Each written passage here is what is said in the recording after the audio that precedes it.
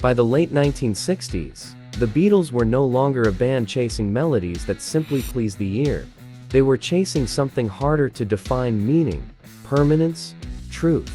Each recording session felt less like work and more like a search for something timeless. And in the middle of that search stood Paul McCartney, often labeled the melodic one, quietly writing a song that would stop even George Martin in his tracks. When Martin heard it, he didn't talk about charts, arrangements, or commercial appeal. He simply said it was the greatest song the Beatles ever recorded. The song was Yesterday. Yesterday, all my troubles seem so far away. Paul McCartney never planned to write double quotes yesterday. Double quotes. It arrived fully formed, like something borrowed rather than created. He woke up one morning in 1964 with the melody already playing in his head, so complete that he was convinced he must have stolen it from somewhere else. For weeks, he asked everyone who knew if they recognized it. No one did. Only then did Paul accept the truth. The song was his. At first, the lyrics were placeholders famously about scrambled eggs, but even then, George Martin noticed something unusual. The melody carried a sadness that felt ancient, almost classical, as if it had always existed. Unlike most Beatles songs, Yesterday didn't demand clever wordplay or cultural commentary. It asked for honesty and restraint.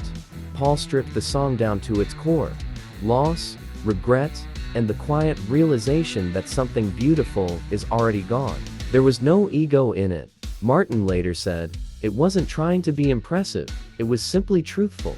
That simplicity was what made it dangerous. There was nowhere to hide. Every note mattered. Every word had weight.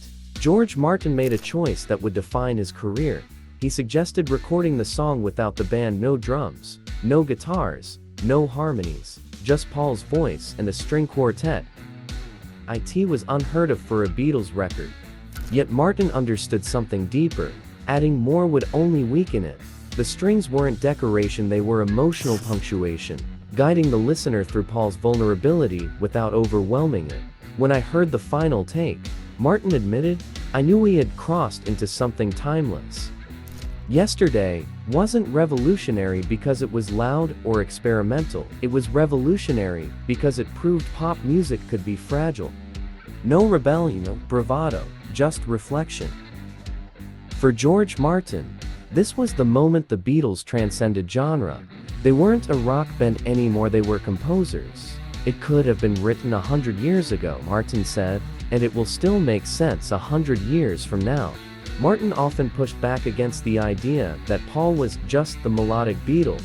Yesterday, he believed, revealed Paul's true strength, emotional clarity. This wasn't craft, Martin explained, it was instinct, the rare kind. Among hundreds of Beatles recordings, this was the one Martin returned to, the one he cited when asked what truly defined their greatness. When Yesterday was released, it didn't feel like a hit, it felt like a confession.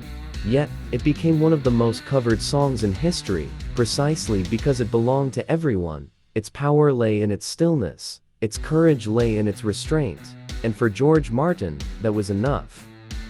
Yesterday was not the loudest Beatles song, it wasn't the boldest, but it was the most human. For George Martin, it represented the moment Paul McCartney stopped writing songs for a band and started writing songs for the world. And that is why, when asked to name the greatest Beatles song ever written, he didn't hesitate. It was Yesterday.